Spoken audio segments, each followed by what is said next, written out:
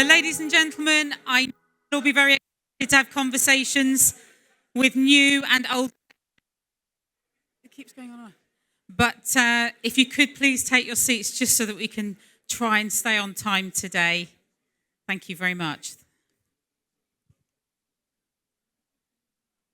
And my giant clock started over there, so I'm starting to feel the pressure already. Okay. So, okay. Well, good morning.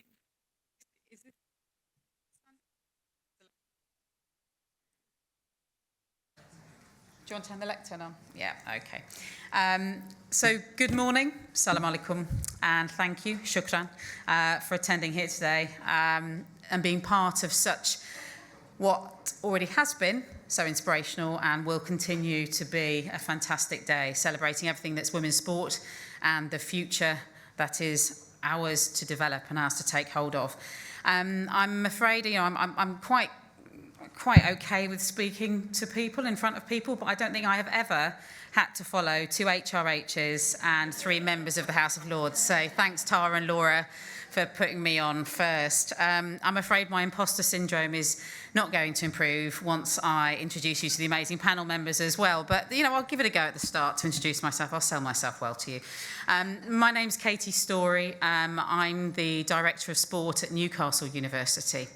And you might think, what a strange kind of panellist to have up here. But actually, my journey as being part of sport in the Middle East has been a very interesting and very rewarding one. So we have a partnership with Princess Noura University in Riyadh, and we began developing partnership work around sport, particularly around women's leadership. And the embassy, the UK embassy in Riyadh, spotted this as an area that they really felt that we could offer some support to across Saudi Arabia. So we now deliver in Dammam, Riyadh, Jeddah and Medina, and looking to move across into Al Ula and Taif. And I also work with the Alliance for Safeguarding in Kuwait, UAE, and inshallah, Oman. So I have been incredibly privileged to have worked across the GCC in the last couple of years. It wasn't an area that I ever thought I really would be delivering in, but I'm incredibly pleased that I have, which means that this panel today is very close to my heart around unlocking sporting potential, because I see that potential every time I visit those countries, every single time. I see it in the younger leaders that I see coming through the ranks, and I also see it in the women who are thoroughly embracing the opportunities they have available to them now. And the probably biggest impact for me and understanding is that when we go and deliver, we take ex-international female athletes, and it's how the role models are used over there. And that's certainly something that we'll come on to later in one of our other panels. And every time I go, the landscape has changed. Okay, and I mean that rapidly evolving landscape, and it is just amazing to see. So I'm very, very pleased to be here today. My sporting background is I played rugby for England, hence the cheering earlier from Tanya's comments about rugby. I played a long time ago now, and you will hear from a player later on today who plays the same position as I did, only 10 times better. So it's lovely to see how women's sport has developed over the past 20 years. As I said, I've introduced myself there, but I'd very much like to make some introductions to my fantastic panel members here today. So I'm going to start with Amanda. And Amanda is the founder and executive chair of F1 Search and Recruitment. It's celebrating its 20th anniversary in 2024. F1 has been a globally certified B Corp since 2021. F1 has offices in London, and may I say, they are at the Ministry of Sound, which I find very exciting, and has a track record of moving marketing and communications professionals inside the UK market and internationally, particularly to the Gulf region. Amanda has consistently challenged the status quo and the need for gender parity at all levels within the global sports and entertainment sectors. Amanda has 4 decades of working in the recruitment and search sector and still works at the coalface, placing director and CEO level candidates in senior leadership roles. Amanda is a champion of inclusion and diversity and is co-founder of 2 social change programs, a women's career accelerator program, which we'll hope to hear more about later, and No Turning Back, launched in 2016. Amanda is a mentor and a passionate advocate for women's careers and financial independence. She is planning a Women's Career Accelerator programme in KSA in 2025, in line with the Saudi 2030 vision, to encourage more Saudi women to choose sports marketing and communications as a career of choice. So I'd like to welcome Amanda here today.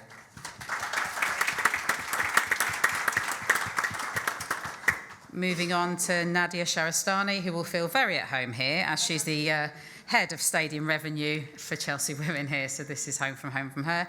With over 15 years of experience in the sports, hospitality and events industry, Nadia is a passionate and highly effective leader with a track record of delivering exceptional hospitality and event experiences whilst driving revenue growth for Chelsea Football Club. After successfully introducing new hospitality products, experiences and attracting high-profile events such as Soccer Aid for UNICEF, the Game for Ukraine and launching the Chelsea Legends team, Nadia is now leading the strategic development, growth and execution of all aspects of match day and non-match day revenue generation as the head of stadium revenue for Chelsea Women. Welcome, Nadia.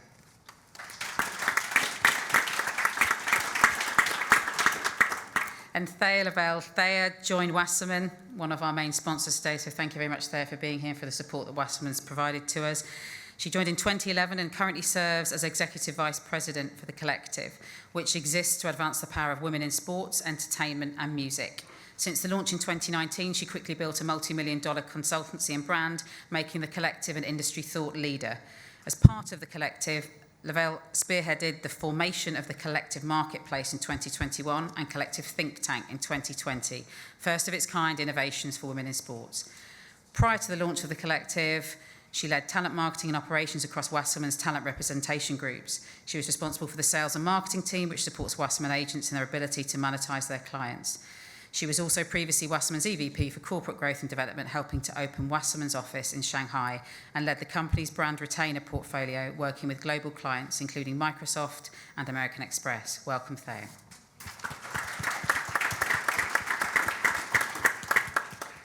And on to Lisa. Lisa O'Keefe and I go back a long way. Keefers, as I used to call her, played for Scotland rugby, so another rugby player in the room. We played against each other for many years, and it's very nice actually to be on the same side now, working together, because she's quite formidable. Lisa's the Secretary General for the International Working Group on Women in Sport. It's the world's largest network dedicated to advancing gender equality in sport. Lisa's previous role was Executive Director of Insight at Sport England, where she led the globally recognised This Girl Can campaign that I'm sure many of you are aware of. A former international sportswoman herself, Lisa is an advocate for women's sport with extensive knowledge regarding the barriers women and girls face, the need for research and insight to create systemic change, and the value of the IWG for connecting people and wanting to make these changes. Warm welcome to Lisa. And finally, last but not least, and I didn't leave him till the end because he's a man, I promise. Okay, I'm not. So NINO SEVERINO, he's a former Olympic British #1 tennis coach.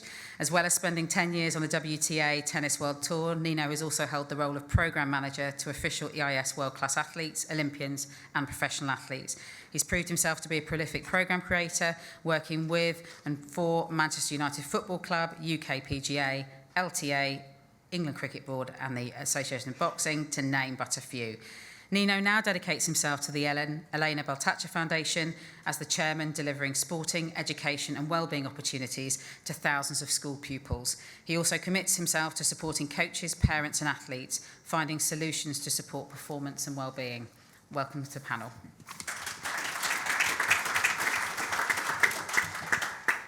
Will this one work now?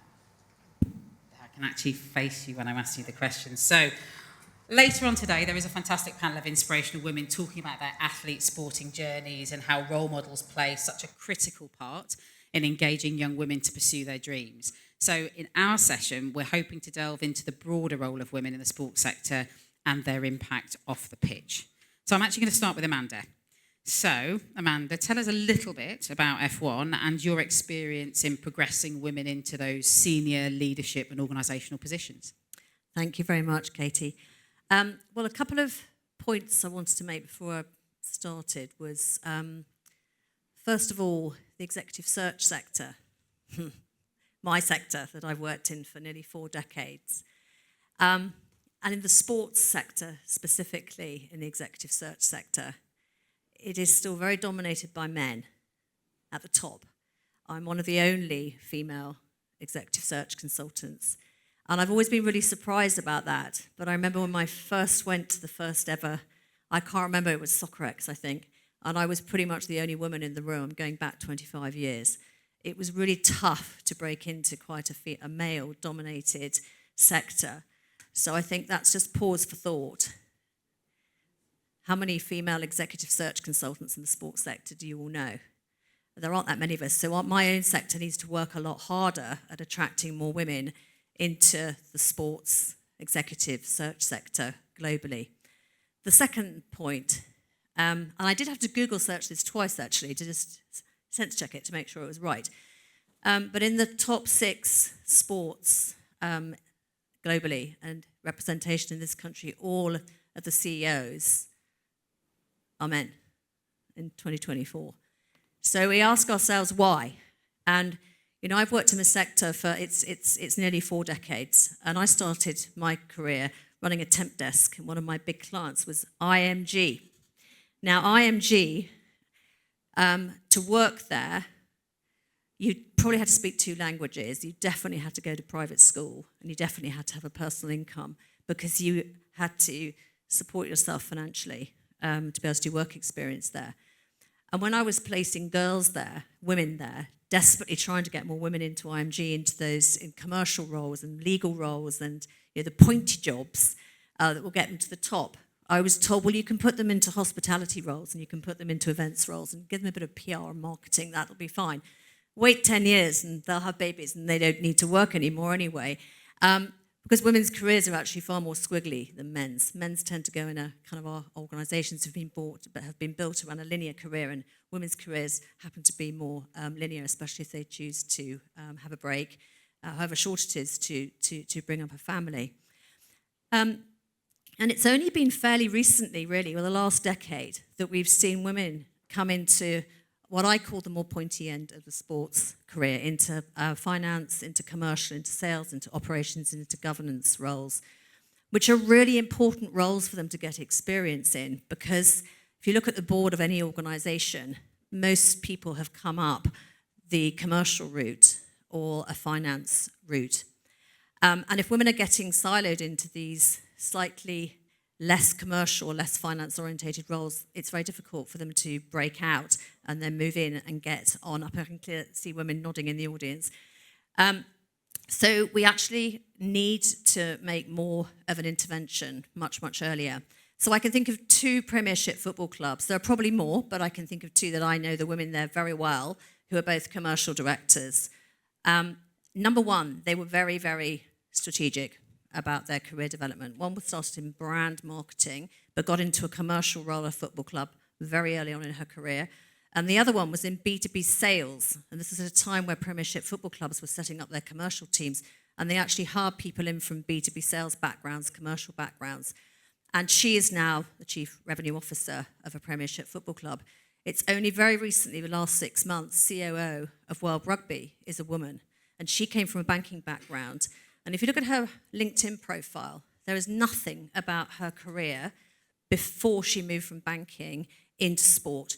And the first mention on her LinkedIn profile is she was a non-exec at Kia Oval, because she probably had to demonstrate that she had worked in the sports sector in order to get a job using her transferable skills into the sports sector, and she's now CEO of World Rugby.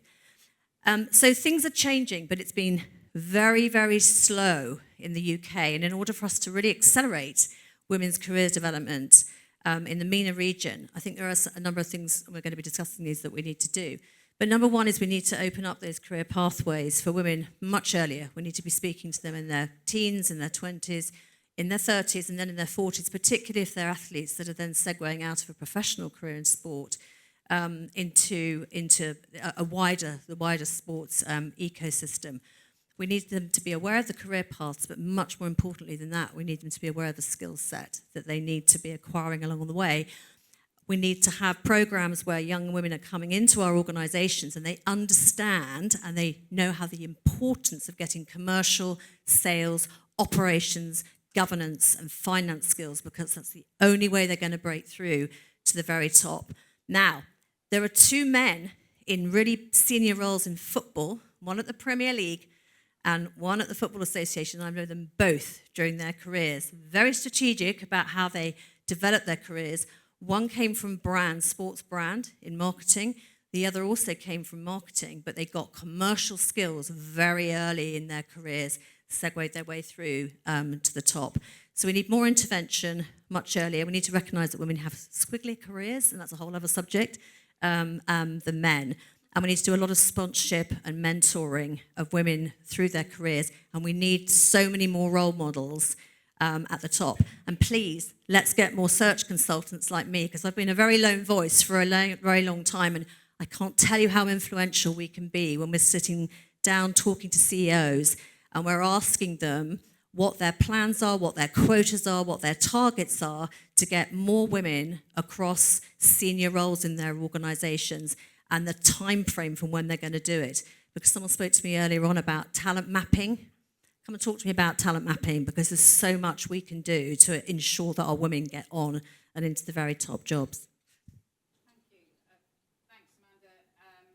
And I think for me, the bigger question is, we're all in the room here supporting MENA and development of women's sport in MENA. What opportunities do you see across MENA for us to be able to bridge that gap? So what do you see from a global perspective, and particularly in that region where you think we have those opportunities, and how could we do that over there? Is it different? Is it different from the UK? Is it a fresh opportunity? Is it a new start? What do you see anything different? Yeah, well, I mean, they're leapfrogging, aren't they? I mean, women in the MENA region are going to be in senior roles much more quickly than they are in the UK. We're definitely going to be overtaking, because there's more intervention happening already. You've talked about Princess Noor, you've talked about the work you're doing at Newcastle. There's already intervention happening at a very early age, but we do need to get these women into the workplace as quickly as possible, maybe alongside their professional sporting career. But we need to show, we don't want to lose them from the ecosystem completely. We want to bring them in. They perhaps can be doing work experience, they can be mentored, and we can get them into the system much, much more quickly. And then we can map career paths for them. And I think there's a lot to be learned from this country and the States probably, but we can leapfrog much more quickly in that region. And I think the appetite over there, honestly, it is. I love going to Saudi because, and to Abu Dhabi and to Dubai, because the appetite for change there is just so much stronger than it is, frankly, in the UK. Wholeheartedly agree with that, certainly from my experiences, and we had a few conversations earlier actually with a couple of people in the room around having that rapidly evolving landscape in MENA provides massively innovative opportunities for us to be able to speed up those developments, as long as we share collaborative experience, as long as we support each other to make that change. And I think that's the key there. I'm actually going to move on to Nadia now, because obviously being a woman working in sport off the pitch, does her kind of review of women progressing through the ranks resonate with you and your career pathway? It would be really good if you could tell us a little bit more about your experiences and compare those perhaps with other women that you work with or to in sport in general. Yeah, absolutely, completely resonate with everything Amanda said. I was one of those who started off in hospitality and events. So it was kind of the only entry point. I am also a woman from a Middle Eastern background. I was born in Iran to an Iranian dad, and he was the one who always said to me, you can do whatever you want to do. I read law at university and got halfway through and thought, I don't want to be a lawyer. I really want to work in sport. Had no idea how that would materialise, because I didn't see any women working in sport. So I finished my degree, did a little bit of kind of temping around while I was applying to various different sports organisations, one of which being Chelsea. And I was really, really fortunate to meet someone in an interview who said, okay, we'll take a chance on you. We think you've impressed, you can speak well. I came in as kind of a ticket administrator within the hospitality department, worked my way through the hospitality department. We then got planning permission to start building a new stadium, which still hasn't materialised. That's another story as well. But that's when I started being able to get a bit of commercial experience, which is exactly what Amanda started speaking about. Learning how to do P&Ls, learning how to budget properly, learning how to price things properly. And I took that into some of the events that you mentioned bringing in, and now to kind of running how we're going to grow Chelsea women off the pitch. They've been the most successful team of the past decade on the pitch, but they've run at a loss. Our team has run at a loss. Most women's sports run at a loss. That isn't acceptable in 2024, and I'm really proud that at the end of this season, we've not only broken even, we started to turn into profit, and we increased our revenue by 150% this year. So, thank you. very small team effort, but there is a team of people doing that. I would say absolutely say yes, get your kind of commercial experience, be uncomfortable. I've had to be uncomfortable and go and ask people how do I read this P&L? What does it actually mean? How do we approach marketing differently to suit the product that we're wanting to market? Who are we marketing it to? Understanding, asking questions, and then having advocates, and particularly male advocates. I'm not even going to use the word allies because allies can be quite passive. You need someone to shout for you and to push you. And I've been really fortunate to have that at Chelsea. But I would say it's since I've had a woman leading me, our women's commercial director, that I've really started to kind of accelerate into my role. So yes, completely agree. I would say to everyone in the room, invest in yourself, invest in the women, and advocate for the women who might not have the experience on paper that you would be looking at a male candidate for. I'm going to use a very specific example now. Carly Telford, who's our women's commercial manager, she was a player. She played for England. She played for Chelsea for a really long time. She retired last year and came straight into a role at Chelsea. When she sent her CV in, she didn't have a single business-related qualification on there, but she's now closing major deals to the point that we've had 4 women's-only partnerships, which is the most we've ever had. And they are brands who are investing, such as Skoda, a huge brand, investing in women's sport. They don't want anything to do with men's. They see the value in women's. But the biggest value there was taking a chance on someone in Carly who didn't have that kind of business experience, but talent mapping, I guess. You know, you saw that there is an ability in there. She's had to advocate for herself for a really long time. She had someone to do that for her here, and now her business career is flying as it was on the pitch. So, yeah, really, really good example of everything that we've spoken about.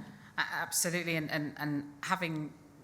I trained with Carly in strength and conditioning up in the northeast. She was based at, and she's hard as nails, I'll tell you that, when I train with her. But we talk about those transferable skills from being on the pitch to off the pitch, and we talk about women having those kind of emotional intelligence and softer skills. I think one of the things we often forget is as athletes, we also have those harder skills as well, where we've had to make sacrifices, challenging decisions, recover from injury. So you talk about that problem-solving, decision-making, resilience, and that really shines through with a number of athletes, and particularly how they transition into their careers.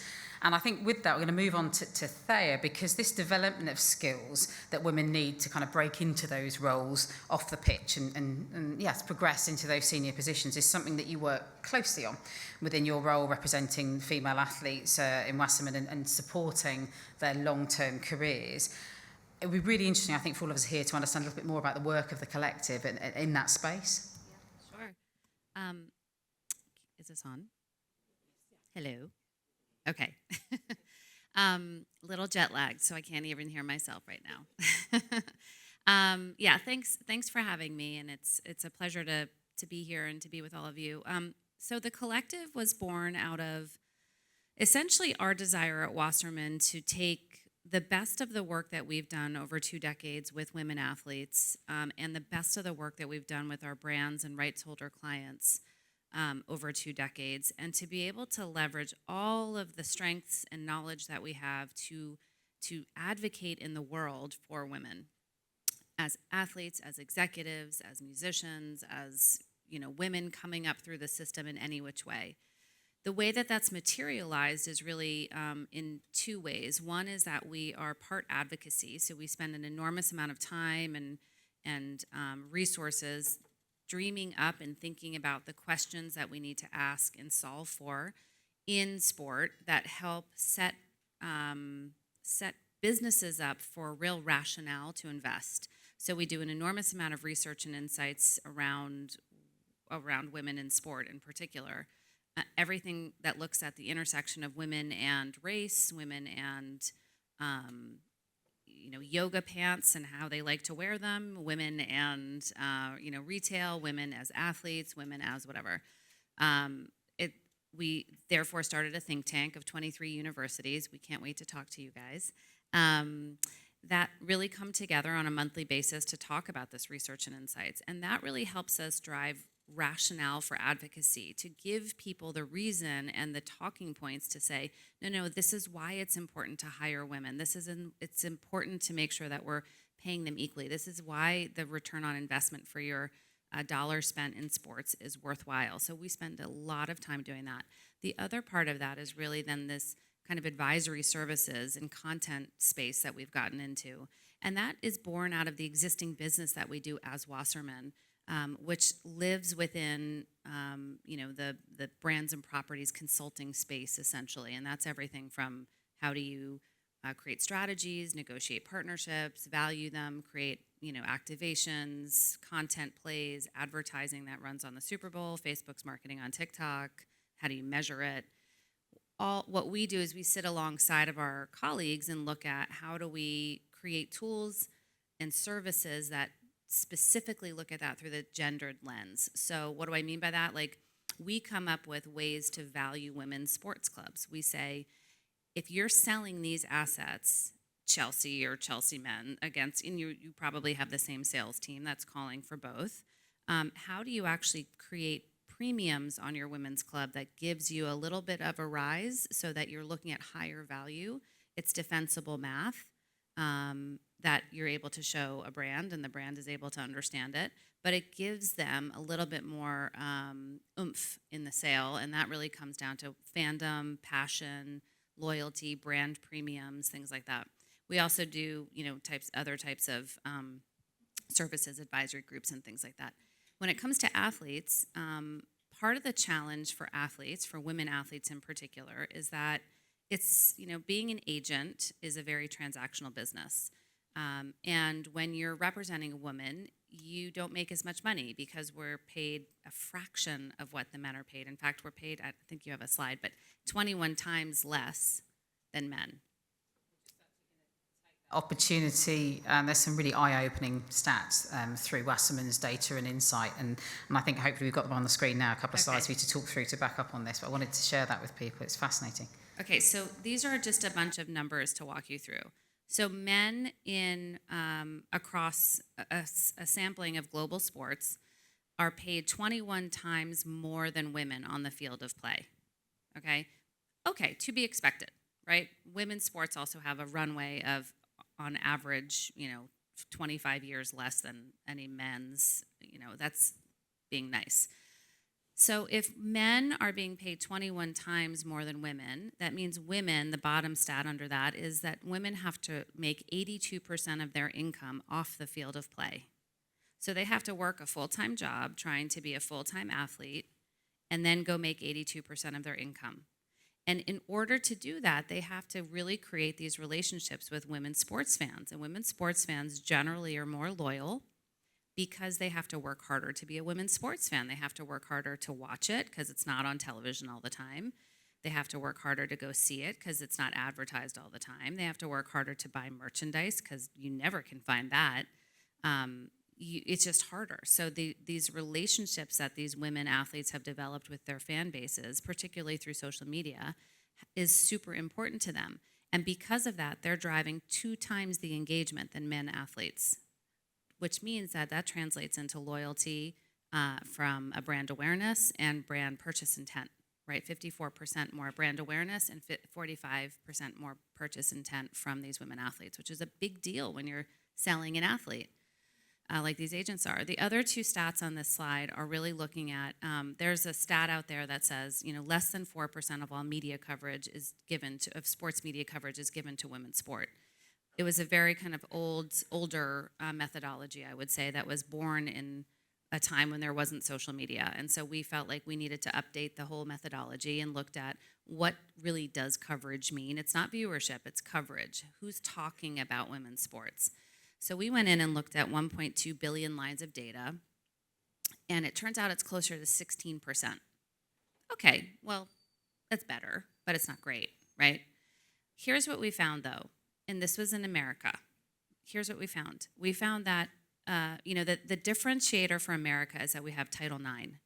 And Title IX is a law that equalizes. In 1972 said, if you're a university and you're taking federal funding from the government, you have to give equal opportunity to your men's and women's athletics. There's a lot of nuances to it, but that's essentially what it says, okay? So Title IX allows us to play at Division I, Division II, and Division III athletics, which gives thousands of girls graduating into college the opportunity to continue to play the sports that they love. Like me, I was a Title IX baby. Well, when you look at the number of competitions in college, 53% of all Division I, which is the highest athletic competitions, were women's. So more women's competitions than men's. But when you looked at the number of professional competitions to men's, it was only 8% of women's, of all competitions were women's. Wow, okay, so 16% coverage doesn't come from the lack of people wanting to cover it. It comes from the lack of anything to cover. So you just need to have more sports, more professional teams, more professional leagues, more places to look, right? So that you can actually see her and be her. And then the last stat on there is really what came actually out of our think tank. One of our professors went off and did a study and said, I'm going to survey a whole bunch of different sports fans, and I'm going to see what they're actually, what they're like as fans. And what came back to us was that 26% of WNBA fans at the time, this was a couple years ago, so we're actually rerunning it right now, 26% of them were what we call ISO fans, meaning they said, I don't have anyone to engage in my fandom with. I'm a loner. I can't talk to anybody. Nobody in my family likes the WNBA. I don't have anybody to go with, which we then immediately went to the WNBA and said, hi, you have such an opportunity to start to create more community around your teams and your leagues and your fan bases here. So that's just some of the types of research that we do that really tries to help engage people in paying attention to it.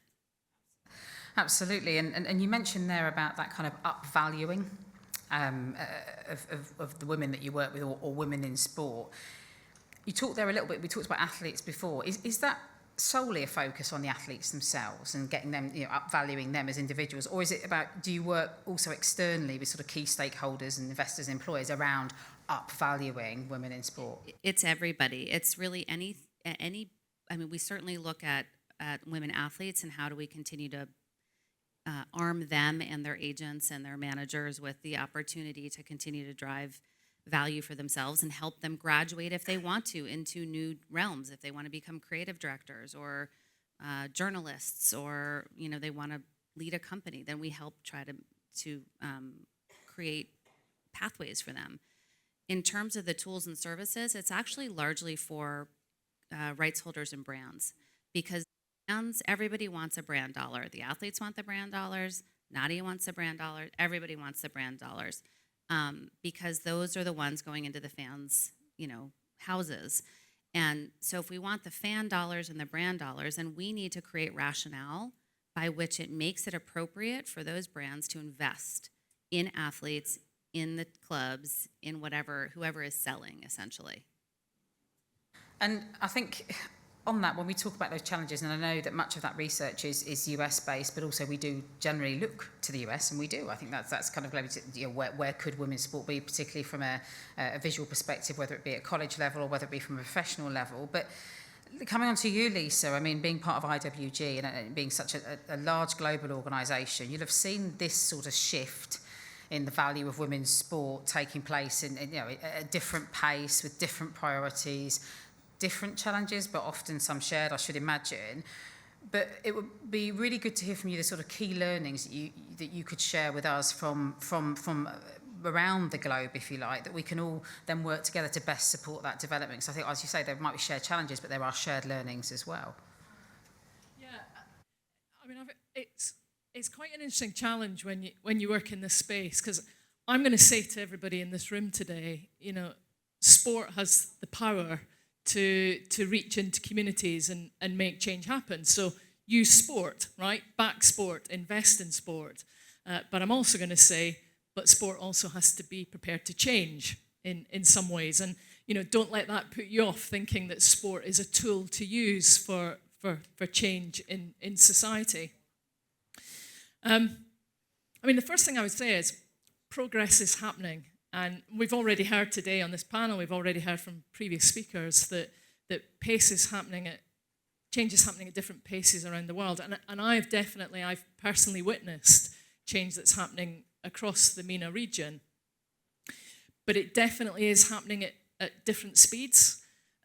So for all the women I have met who are now in leadership positions in sporting organisations, I've also met the many women who are absolutely struggling for recognition, who are absolutely struggling for the value of what they bring to society and the value of women's sport being recognised. So, you know, we're making progress, but we've still got a long way to go. The second point I would make is this isn't doing people favours. This is really valuable. I mean, we've just heard about the commercial value of women's sport, right? But we also know that organisations that are more diverse are just better places to work and more successful. We know the impact of having an active population. We have a lot of research that shows us the value and impact of active women on the family, right? So this stuff is really valuable. So we're not doing favours, we're doing it because it's not just the right thing to do, but it's really impactful. My other observation is that although I'm seeing a lot more progress and a lot more activity, I'm still seeing that kind of through a bit of a kind of sporadic program lens, a bit of investment here, a bit of investment there, and often it's predicated on the kind of fix the women. You know, what do we have to do to help the women get there? Well, actually, what we really need to do more than anything else is take a long, hard look at our own sports, our own organisations, our own cultures. Ask ourselves the question all the time, wherever we are, who's not in the room? And try and understand why. Really care about that and do something about it. I'm always struck when I speak at any event that has sport and women in the title. That will be the only sporting event I go to that is predominantly women in the room. I notice quite a few men in here today, and first of all, I want to say thank you. But secondly, I want to kind of challenge you. I want to challenge you because I want you to go away from this event and talk about just how important, but also how impactful investing in women in sport, women and girls, but also women into leadership positions is. Because you'll hear lots of examples of that today, you know, and take those and speak to your colleagues about that, because you are absolutely part of the solution. I feel really strongly, I'm probably going to get a bit aggravated in a minute, but the simple fact is gender equality in sport is not a problem for women to fix. It's a problem for all of us to fix. And guys, we really need you, and we need more of you. So please, please, please send that message back to your colleagues. And I think that just the final point to make is, this for me is an area actually, women and girls sport, given how competitive we are in sport, women and girls sport is one of those areas where there is more collaboration and willingness to help each other. And that's equally true at the high end of the big commercial sports, as it is in grassroots sports, as it is in sporting organisations around the world. And that's fantastic. And, you know, here comes the plug. That's why IWG, Women in Sport, really does seek to bring people together and to provide everybody with access to free knowledge and insights. Because actually, we are all on the same team here. We know the value and impact of doing this. And really, I'd encourage you to both take advantage of the knowledge that's available out there, but also for those of you who are doing really interesting, great work, and I know there's a lot going on across the MENA region, to come and speak to us about it, because we'd love to tell the story of what you're doing and why it's so impactful. Could I give one really quick example Yeah, of do. that collaboration? It's a really important one, and someone mentioned Arsenal fans and not being welcome here earlier. We played Barcelona in the Champions League semi-final a couple of months ago, and Juliette Slot, who's Chief Commercial Officer of Arsenal, put an incredible LinkedIn post championing our game, encouraging Arsenal fans to come to our game and support us in trying to beat the best team in the world. We didn't, we just fell short. But that's an incredible example of that kind of collaboration, and we will return the favour, you know, as and when it comes. But I think Arsenal, Juliette, you know, Zara, our commercial director, they collaborate so much, and we had a really great session with NewCo yesterday, the CMO Ruth Hooper, about how we can do that better and share and do things differently. And we can be so competitive on the pitch, but we can be collaborative off the pitch, because high tide raises all ships. So, you know, let's keep doing that. That is the story of women's sport. Yeah, 100%. Absolutely, and I think it's one of those things that we talked about, and Lisa and I have worked in a couple of countries now in GCC, that when we sit there talking perhaps on panels, etc., about learnings from the UK, it isn't about how we've done things better in the UK at all. It's global challenges that we all face around women's empowerment, around women's in sport. So therefore, those solutions have to be global as well, which is going to require collaboration. And that's why we're all here today. And I think there's always that temptation to go, well, if somebody's more successful in medal count, if somebody's had a much longer standing, for example, something like Title IX or a higher profile commercial offering for women's sport, that they must be leading in some way.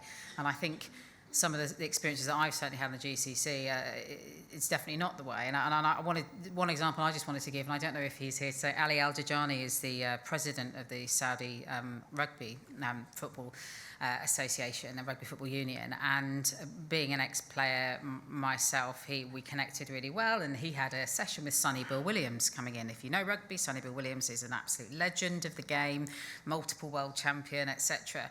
And Ali said, I know you're in Riyadh when Sonny Bill Williams is coming over. Did you want to meet him? And I was like, yes, like really excited. He said, come for breakfast. So I went over and met Sonny. He was a lovely guy, met him for breakfast. He said, you're coming to the talk, right, that Sonny was doing? I said, yeah. He goes, brilliant. You get there a little bit early. I said, yeah, okay. So I went across the Ministry of Sport and I arrived and I said, hi, Ali. I said, so can I just sit anywhere? He goes, no, your seat's down there. And I said, what, do you need me near the front? He goes, no, you're on the stage. And honestly, and I just went, no, this is an event for Sonny Bill Williams. He went, no, you played international rugby. Why wouldn't you be on the stage? And the biggest shift for me, and I'm being really honest, is I never felt that equal in a UK-based panel. And I've had plenty of support. But when it came to the Q&A session, it was really interesting because the Saudi people in the room asked me as many questions as they asked Sonny Bill. But the expats in the room all asked Sonny Bill the questions. And I think that's really, really telling. And it really struck me as, hang on a minute, we have an opportunity here to start things from scratch, afresh. And I felt more valued perhaps there in that room on the stage in Saudi. And not many people would have thought, that they would hear that from a woman playing sport compared to perhaps in my own career and what we've come through in the last 20 years in this country. So I do think that's really powerful, that kind of global change and global solution. I'm actually now going to move on to NINO. So you will note this, stating the obvious, NINO is the only man on our wonderful panel today, and I hope he's not too intimidated by us, NINO. I hope you'll survive. We're talking a lot about unlocking sporting potential in women's sport. We have briefly mentioned athletes and their transition into careers off the pitch. But in your role as a high-performance coach, and now with the work of the foundation, which I hope you will share with us a little bit about, you work with a lot of younger athletes, and we haven't really spent much time today talking about how we engage with those younger women. I think it would be really interesting to hear from you around your experiences as a male coach within women's sport, but also your experiences of how you engage and inspire those younger female athletes and progress them through that pathway. And please do, as I said, we have a couple of slides to share about your work with the foundation, extremely valuable work. So we have a... Yeah, I've been really lucky in my career because I've been intelligent enough to get into the slipstream of some very influential, powerful women, very intelligent, and listened more than I talked. So that really put me in good stead. And I've been working in women's sport now for a number of decades. But it all really started with my late wife, who was a British #1 tennis player for 3 years concurrently, and also a member of the GB Olympic team. And it was about 15 years ago. We got back. I think it was Miami, and she said, "I want to get into the schools. I want to start affecting young women, young girls." And I said, "Okay, leave it with me." And I did my best to get into the schools. And she said, not the affluent schools. She said, the schools in deprived and disadvantaged areas. And that, for me, it didn't really surprise me because Elena was such a fighter on court. And I think she really associated with girls that maybe didn't have that chance. So that's what we did. We went on the road. We went to some of the most challenging schools in our area. And that's where it all started. And getting to the girls at a very, very young age is very important, and I think we're going to talk about this a little bit further on. But the first girl we took on was a girl called Macy Hendon Walker. She was 6 years old, and I remember Elena taking the time to say to her, "Dream big, dream big." And she talked to her about college, and at 6, 7 years old, she was just dreaming about this college life in America. You know, she was in a school where she would never have seen a tennis racket, let alone play tennis. And I'm just happy to say now, with all the support that the foundation has given her, she's grown into a very, very proud woman. And she's now a tennis star in the USA, and she's linked with our world governing body and a career in tennis at the highest level, and just those first steps, and all from just an opportunity. You've just got to give people an opportunity, and that's really important. Absolutely. And that sort of work, like I said, you just mentioned there, we will come on to slightly later around role models and inspiring those young women. We had a fantastic video at the start that kind of demonstrated that it all begins with one girl. It's exactly, we've got some lovely pictures on the screen there of the work that's taken place. I wondered how you feel that the landscape of coaching women is changing. What are you seeing changing at the moment? So in their professional role as a coach, what are you seeing as the key differences, and where do you see the biggest change? Well, I think there's massive changes. I've been very lucky, as I said, to be influenced by women in sport, football, karate, tennis, and what I've seen over the years is definitely the respect coming into the sporting world. You know, women are starting to get respect, and that's really, really important for them, for us as male coaches who support and female coaches who support. So the respect comes in many shapes and forms, but mainly from myself as a professional coach, sports science, physiology, medical. These are the big changes I'm seeing, and especially in British tennis, it's incredible. Anki Othawong, one of my very close friends, is now the national captain. And I went through the ranks. I travelled around the world with her and Elena, obviously supporting Elena.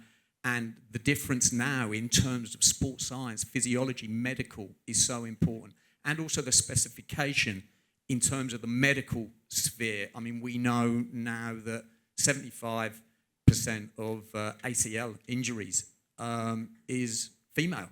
And it's great to see that specification in terms of the medical fraternity now taking that very, very seriously. And women's football is going to be big, big money. And, of course, they've got to be looked after just like the men. So that's the difference, yeah.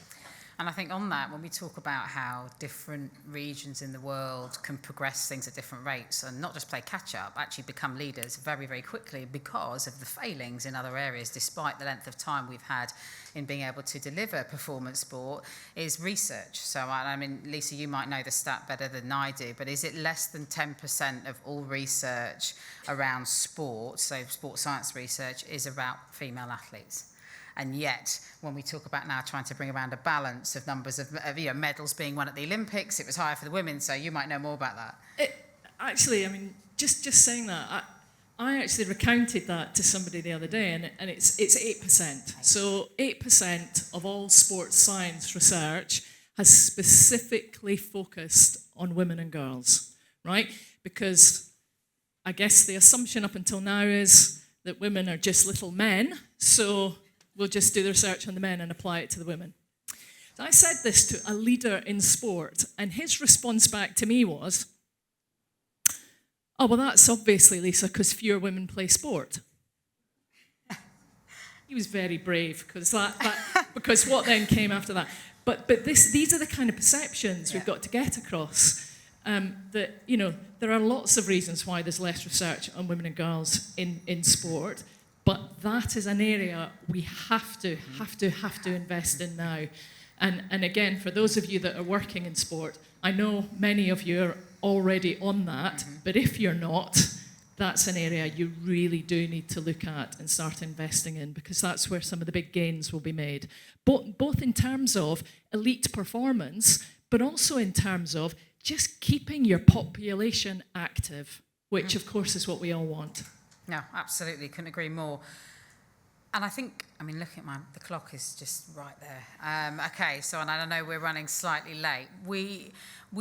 what I'm going to do is I'm going to ask, are there any burning questions from the audience? I know many of you would like to connect with our panel members, and hopefully you'll have time at lunch and on our very quick coffee break in a moment. But does anybody have any burning questions for the panel at all that they would like to ask? Oh, so we do. Brilliant. And from a Baroness, no less. Lovely. Thank you. Do you know what? Do you want to take this? It's been really, really interesting, but there's one point that nobody's mentioned. It's women who have babies. And that makes a huge difference. Even if you say, no, it's not going to, for me, biologically, having a baby from being unpregnant to not being pregnant to the point when you've got a baby that you're no longer breastfeeding is going to be about at least 15 or 18 months. How do you, as professionals who are advising women, do you say, choose between your sport or a family, or what do you advise them? Lovely. Do you want to put that first there, then Lisa? Yeah, I would. It's funny, when you were speaking, Lisa, I was thinking, let's also talk about the fact that women athletes really have to not choose, but we need to set the system. We have to set the system so that they don't have to choose. We have to set a system so that they can, like many women in the working world, choose to have a child when they want to have a child. So our agents, we, the collective, educate our agents on, you need to understand, because there are a lot, now that women's sport is very popular, we have a lot of male agents coming into the game who don't understand that 75% of ACL injuries are connected to women, and that probably has to do with her cycle and when her training is, and in relation to that, and that's different. We are not little men. And that we also need to be given a choice as to when to have babies, and because this is the vehicle for their success, and it is a different challenge. Once they have a baby, then you also have, because these are transferred players, how do you move your whole family? How do you care for your whole family? If you're still the primary caretaker of your child, are there crushes in every single club where you're going to play? All of these challenges, all this unseen work that women do day in and day out, still exists for a woman athlete. It's not like because they're a woman athlete, they leave that at the door. So there's a lot of systemic things that clubs and brands can come in to help solve. And that's really what is fun for us, is we get to work across the industry to say, let us go help you figure out what those issues are that the community also shares, by the way. Women across every sector have to still think about laundry and toothpaste and toilet paper while we're still caring for our babies and going to work every day. So there are ways that the system needs to, I think, be better set up for us. Yeah, and just to add to that, so first of all, I'd say there is a lot of research which talks about how important it is for women to stay active during pregnancy. And that's really important that that gets out, and whether it be to GPs or whether it's to women themselves. So actually we just understand how active we can be through pregnancy, the benefits of it, because there's a lot of misconceptions about that. Secondly, when we talk about elite sport, there are an increasing number of governing bodies and international federations who are now developing policies to support female athletes during pregnancy, but also coming back into sport, thinking about childcare. I mean, at the Olympics in Paris, there's going to be the opportunity, the facility for athletes to have childcare facilities within the Olympic parks. And there's also a number of governing bodies. I'm thinking about the RFU now, actually. Here we go, Katy. Give rugby a wee plug. Who are doing some really interesting work to encourage women back into officiating positions, back into refereeing post-pregnancy. So I guess my response is, there's a lot out there. The frustration is actually we're all busy people, and actually knowing where it is and being able to get hold of that information and be able to access it and share it is often the challenge. That's why IWG exists. So please do have a look at our website. But just more seriously, there is a lot out there, and I think, you know, if you take one of the big messages from this is, have a look at what does exist. And, the point we were making earlier about collaboration, I am very sure that if you're sitting there thinking, oh, actually, we should be doing something to support our players back post-pregnancy or our officials, I know the RFU and the lead on that would be delighted to speak to anybody about what they're doing and share that practice. Absolutely. I would say so would our club, because we've got a player, Mel Leopolds, who had a baby, came back, won 2 WSL titles, played for Germany in the Euros 2 years ago. And our manager, now the US women's national team, did exactly the same, had a baby, came back. Harry comes to all of the games. There has been creche set up, there's been nannies set up for them, training schedules around bringing them through the pregnancy and then back onto competing at an elite level.